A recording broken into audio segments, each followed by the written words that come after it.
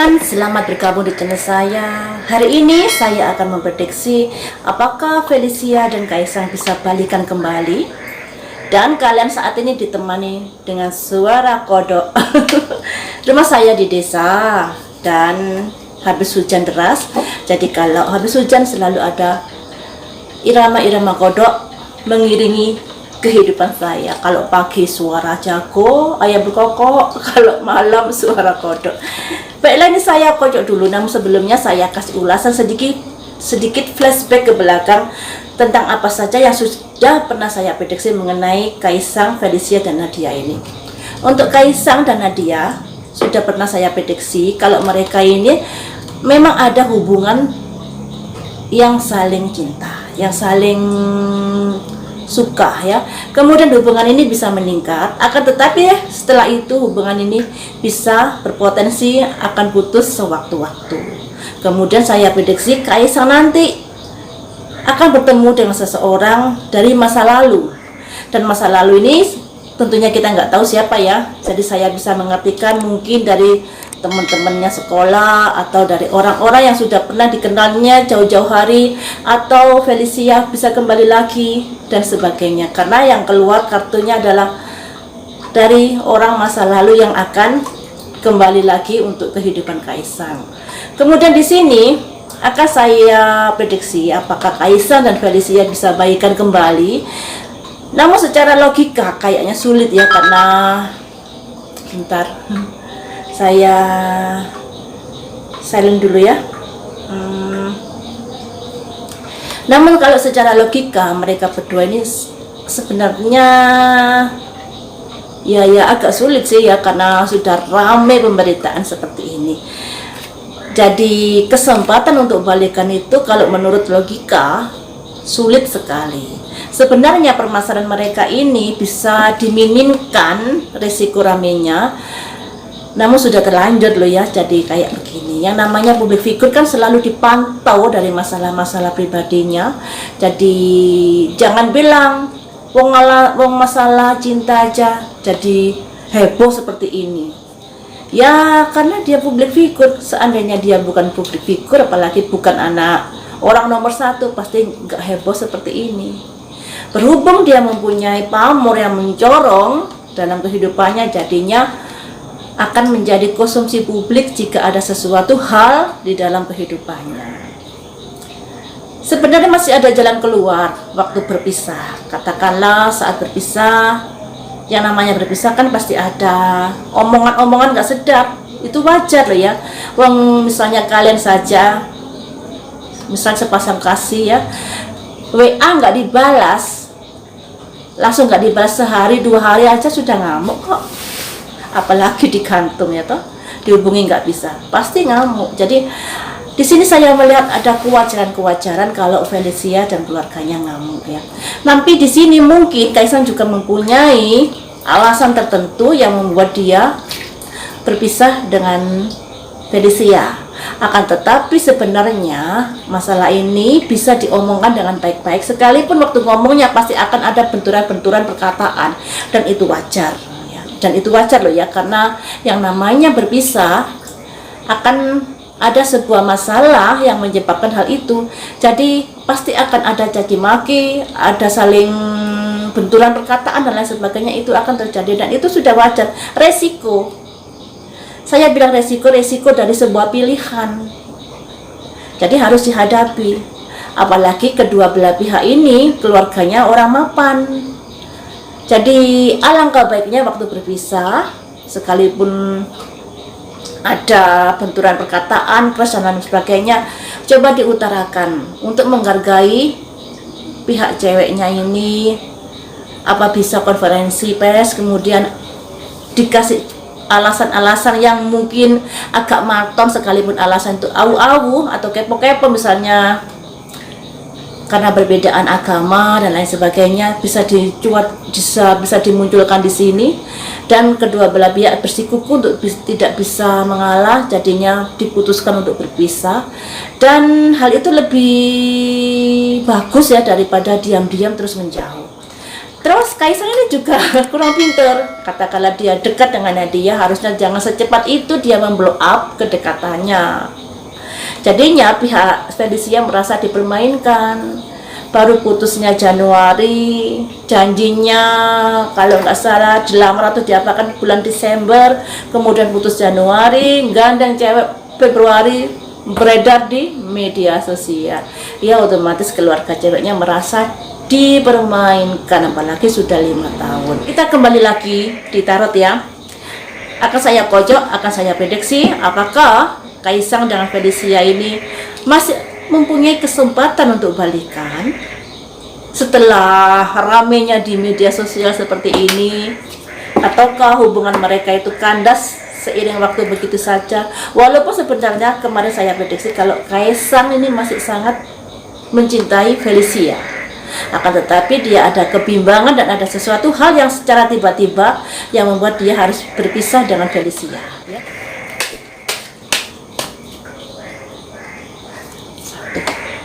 Ada kabar baik, tapi kabar baik ini kita lihat kartu berikutnya. Proses perjalanan, putus.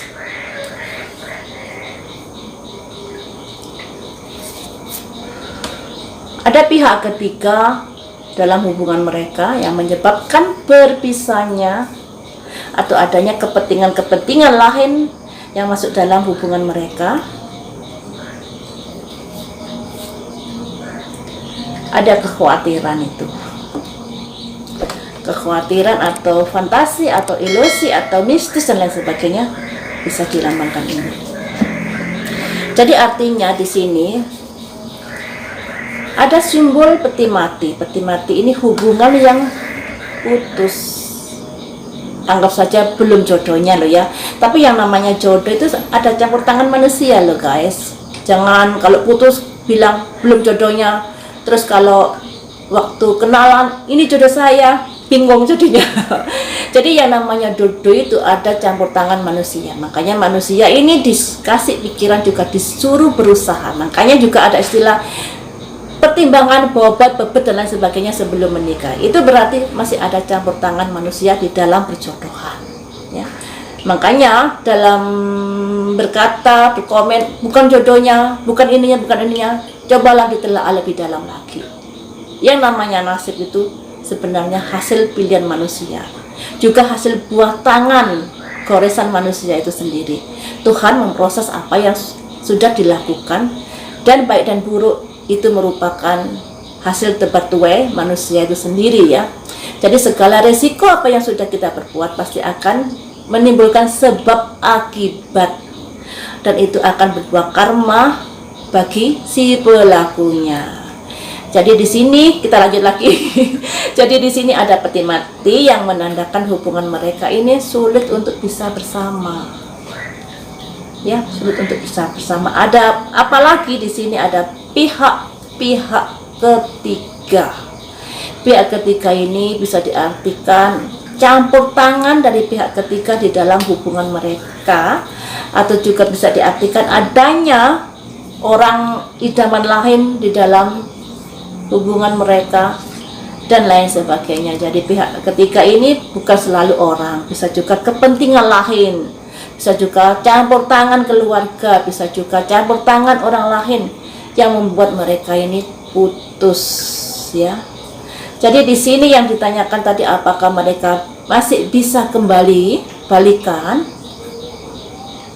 Sulit, karena kartu ini sudah keluar. Anggap saja belum jodohnya, gitu aja ya. Disimpulkan seperti itu. Akan kita cross checkkan dengan kartu satunya. Apakah sama hasilnya? Saya pojok dulu ya.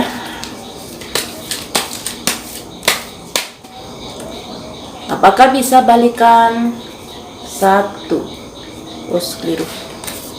1 ini. Ada simbol kera yang tertutup matanya, kemudian di samping dan di samping ini ada simbol kayak anjing dan simbol ular, terus ada roda yang berputar, yang artinya hidup ini bergerak, hidup ini berputar, segala kemungkinan masih bisa saja terjadi di dalam hidup ini. Kalau lagi di atas, bisa ke bawah, ke samping, yang artinya keberuntungan itu bisa naik turun. Dan kesedihan ini juga bisa berganti menjadi keberuntungan di kemudian hari. Artinya seperti itu ini ya. Kemudian kartu yang kedua, ada simbol pertengkaran, simbol perselisihan, simbol konfrontasi yang terjadi. Kemudian di sini ada simbol melangkah, tapi melangkah ini ada simbol matahari dan simbol bulan, yang artinya melangkah inginnya menggapai sebuah kesuksesan. Tapi riskan sekali untuk masuk jurang, riskan sekali untuk menghadapi hal-hal yang bisa jatuh. Jadi masih 50-50 hasilnya kalau melangkah ke depan. Kemudian kartu yang keempat, ada matahari bersinar, hari esok yang cerah. Kartu yang kelima, ada rencana diam-diam. Rencana diam-diam ini nggak bagus artinya. Nggak bagus, jadi merencanakan sesuatu yang kurang bagus. Misalnya sesuatu yang licik atau bagaimana, atau berbohong atau menikung dan lain sebagainya yang bisa dilambangkan ini. Merencanakan diam-diam tanpa sepengetahuan pasangannya. Jadi ada hubungannya dengan pihak ketiga tadi ya ini ya. Ada rencana diam-diam, ada sesuatu diam-diam di dalam hubungan mereka ini sehingga mereka ini berpisah. Itu ya. Artikan satu persatu dulu ya. Yang ini lambangnya ada sebuah roda berputar, roda kehidupan, di mana roda kehidupan ini selalu naik turun, selalu bergerak dan selalu berubah-ubah. Itu namanya kehidupan. Jadi segala kemungkinan masih bisa saja terjadi. Namun di sini ada simbol pertengkaran. Tentunya simbol kondisi saat ini, sebuah pertengkaran yang hebat ya.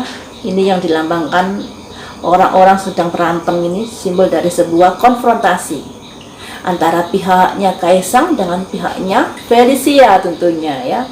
Kemudian di sini membuat mereka ini memulai dari awal dalam kehidupannya. Jadi setelah pertengkaran ini mereka mencoba untuk menjalani kehidupan masing-masing, berusaha mendapatkan kebahagiaan dengan orang lain tentunya. Namun kebahagiaan itu belum tentu bisa dicapai, karena masih ada ingatan-ingatan dari masa lalu yang mengintilnya, yang mengikutinya.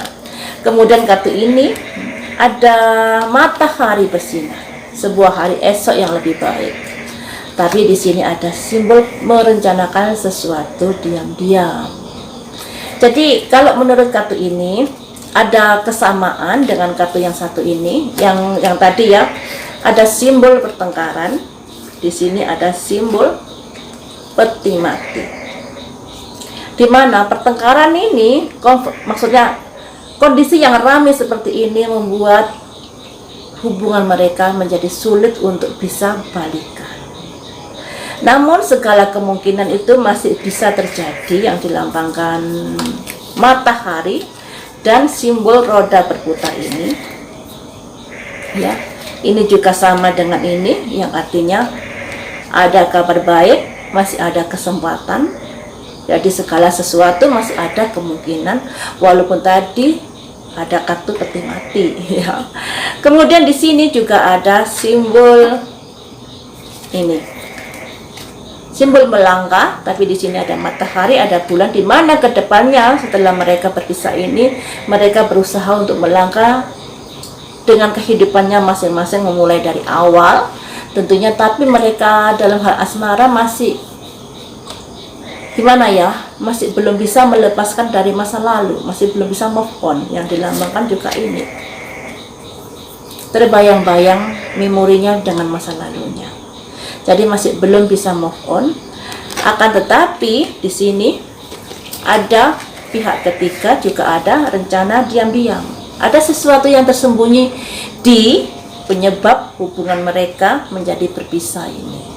Namun segala kemungkinan itu bisa terjadi, bisa balikan juga bisa. Akan tetapi di sini ada simbol peti mati. Biasanya kalau sudah keluar ini susah untuk balikan, yang artinya sudah putus ya, sudah putus.